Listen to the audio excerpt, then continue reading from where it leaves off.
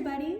So we've been talking a lot for one reason or the other about respiratory health and how to use yoga to sort of open up the breathing.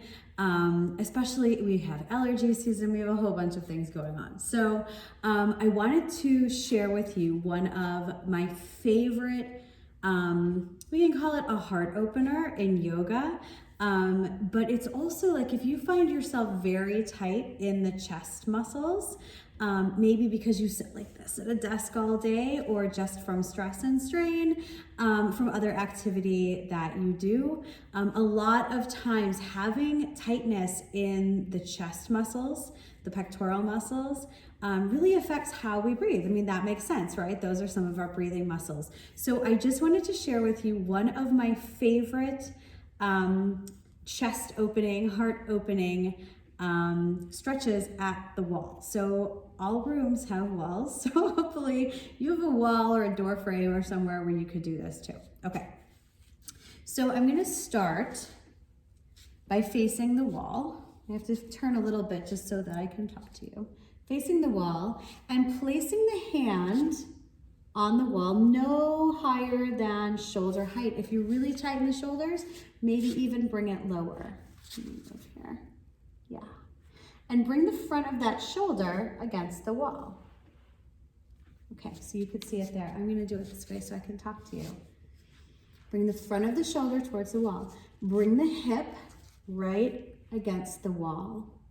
And bringing the toes parallel to the wall. You can see my toes. There we go. Okay. Relax the arm that's away from the wall. And notice, so you've got the palm flat against the wall. You've got the front of the shoulder girdle against the wall. You've got the hip against the wall. Toes are pointing forward. And breathe. And notice you might already have some sensation, right? Like through the inner part of the inner elbow crease, even through the bicep, even if we don't know that we have them, they're there. And they all get really tight when we sit in any kind of hunched position or we just allow ourselves to stand like that. It can happen. I have a newborn, so I spend a lot of time kind of in that crunched position. So doing this is a fantastic stretch. So try to use the breath, use the exhale especially, to just really let those muscles go. And this is like a long stretch. In yin yoga, we do something like this on the floor. There's a lot more of the body's weight on the joint. This is a great introductory and sort of accessible to most people stretch. Okay. So once you've relaxed into that a little bit, if you feel like, oh, I could go a little bit further in this, but how do I go further? I've got this wall here. All you need to do is take the toes at like a 45-degree angle. Yeah. And if that's too much, bring the toes back and take that inside leg and cross it over the outside one. It gives you like a little bit of a twist. I think I want to start here today.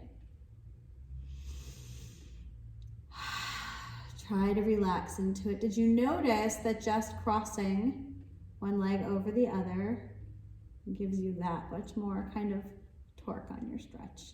The hip might come away from the wall as you do this. That's okay. And once you've done that, if you haven't brought your toes to 45 degrees, you can bring them to 45 degrees. At that, you can bring the hip back against the wall again. Notice if your hand is sliding down the wall. It's okay if it does, but just notice if it is. And breathe into it.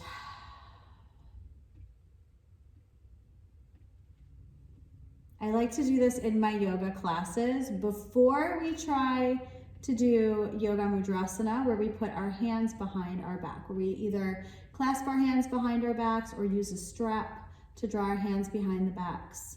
I like to do this because we go into class and we're so tight from whatever our day was that sometimes like that just doesn't feel so great. So doing this can really help. If you have it in you and you want to go further, you can point the toes more into the front of the room, but don't go so far if that doesn't feel good for you, as you keep the shoulder and the palm and the hip against the wall.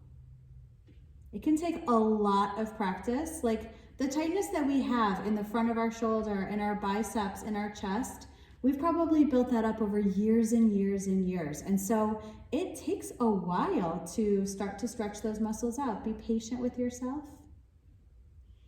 There's no contest. It's not like anybody's going to care if your toes face the center of the room. There's number one, yoga isn't about that. Number two, there's usually nobody around when you do this. So just use it as an exploration and a gentle way to start to loosen up places that get tight and that can restrict our breathing.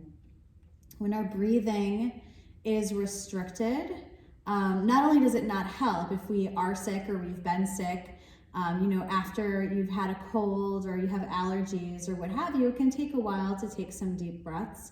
And having tightness in the chest does not really help that at all. But also, when the chest is tight, we tend to fold in. We tend to not be so available. We're not so open like this. Like, when you open your arms, you're open to something. When you're kind of crumpled in like this, you're very insular, very closed off and not so approachable. So we can think about this in a number of different ways of having to do with our physical health, with our emotional health, with our social health. So there's a lot going on there. It's very deep-seated. Okay.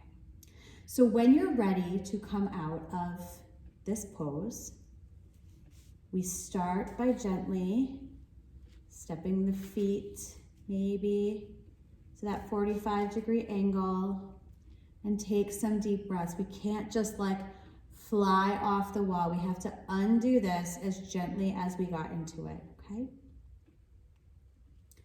And then bring those feet back parallel. Keep that shoulder girdle and keep that hip on the wall. Now maybe walk the fingers down the wall so that the arm isn't so high up.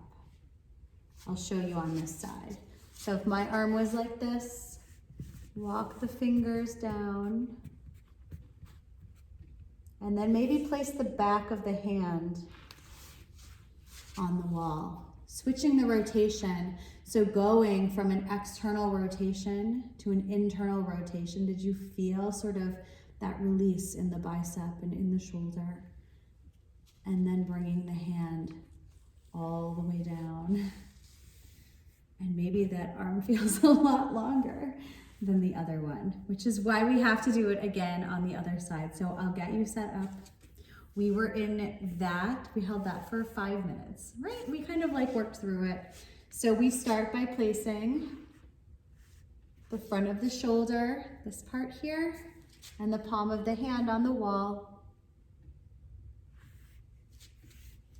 And placing those feet parallel to the wall. Breathing into the sensation. You're doing the other side, right? Breathing into the sensations.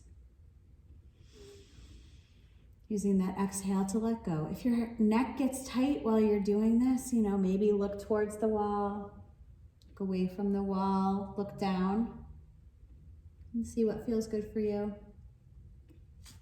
And then maybe crossing that leg that's closest to the wall, staying as close to the wall as you can. Crossing that foot over the other one, bringing that little bit of a twist. Breathing into it. And then gradually taking the toes, over the course of 20 breaths before you move. Deep breaths, those deep yoga breaths before you move. And pausing and feeling, breathing. And then 15 breaths each until you get back to where you started. And just notice when you finish, how do your arms feel? How does your chest feel? And how does your breathing feel?